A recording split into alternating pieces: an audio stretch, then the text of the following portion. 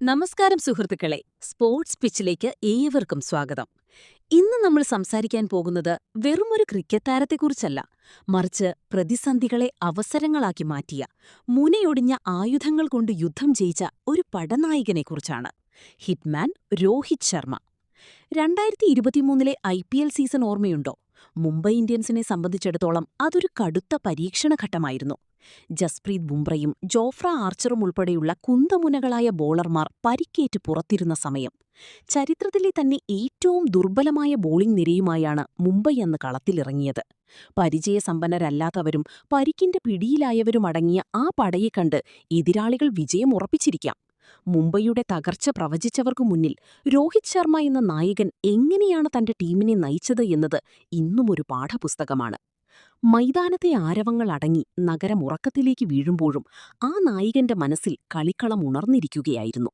പരിചയസമ്പന്നനായ spinner Piyush Chawla ഈയിടെ വെളിപ്പെടുത്തിയ ഒരു സംഭവം രോഹിത് ശർമ്മ എന്ന ക്യാപ്റ്റന്റെ ആഴത്തിലുള്ള അർപ്പണബോധം വെളിവാക്കുന്നു.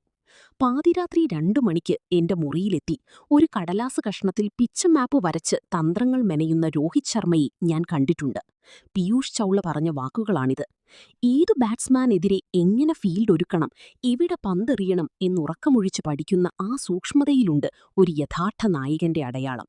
അതൊരു സാധാരണ കളിക്കാരന്റെ ചിന്തകളായിരുന്നില്ല, മറിച്ച് തന്റെ ടീമിനെ വിജയതീരെ തടുപ്പിക്കാൻ ഉറക്കമില്ലാത്ത രാവുകൾ സമ്മാനിച്ച ഒരു പടനായകന്റെ ജാഗ്രതയായിരുന്നു. മുനയൊടിഞ്ഞ ആയുധങ്ങൾ കൊണ്ട് അയാൾ അത്ഭുതങ്ങൾ സൃഷ്ടിച്ചു. പാതിരാത്രിയിൽ പേപ്പറിൽ വരച്ചിട്ട ആ പിച്ചു മാപ്പുകൾ വെറും വരകളായിരുന്നില്ല, പ്രതിസന്ധികളുടെ കടൽ താണ്ടാനുള്ള മാന്ത്രിക വഴികളായിരുന്നു. ആ ദുർബലമായ ബോളിംഗ് നിരയെയും വെച്ച് മുംബൈ ഇന്ത്യൻസ് അന്ന് പ്ലേ ഓഫിലേക്ക് അവിശ്വസനീയമായ കുതിപ്പ് നടത്തിയെങ്കിൽ അതിനു പിന്നിൽ രോഹിത്തിന്റെ ആ മാസ്റ്റർ ബ്രെയിൻ മാത്രമായിരുന്നു.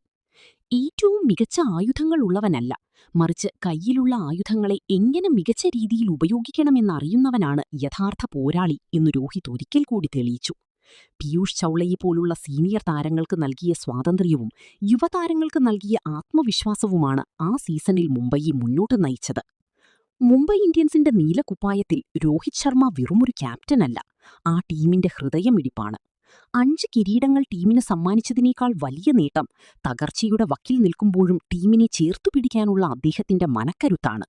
സഹതാരങ്ങൾക്കു വേണ്ടി എപ്പോഴും നിലകൊള്ളുന്ന, അവരുടെ കഴിവുകളിൽ വിശ്വസിക്കുന്ന ഒരു ജ്യേഷ്ഠ സഹോദരൻ കൂടിയാണ് അദ്ദേഹം.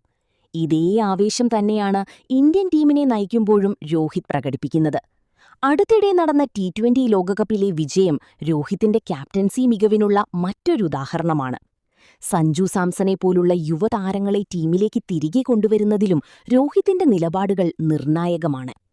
രോഹിത് ശർമ്മ എന്ന നായകന്റെ കഥ നമ്മെ പഠിപ്പിക്കുന്നത് ഒന്നേയുള്ളൂ: തന്ത്രങ്ങളും അർപ്പണബോധവുമുണ്ടെങ്കിൽ ഏതു പ്രതിസന്ധിയെയും മറികടക്കാം. മൈതാനത്തിനു പുറത്തെ ആ 2 മണി ചർച്ചകളാണ് മൈതാനത്തെ വിജയങ്ങളായി മാറുന്നത്. നിങ്ങളുടെ അഭിപ്രായത്തിൽ IPL ചരിത്രത്തിലെ ഏറ്റവും മികച്ച നായകൻ ആരാണ്? രോഹിത് ശർമ്മയുടെ ഈ അർപ്പണബോധത്തെക്കുറിച്ച് നിങ്ങൾ എന്ത് കരുതുന്നു? താഴെ കമന്റ് ചെയ്യൂ. കൂടുതൽ കായിക വാർത്തകൾക്കും വിശകലനങ്ങൾക്കുമായി സ്പോർട്സ് പിച്ച് സബ്സ്ക്രൈബ് ചെയ്യാൻ മറക്കരുത്.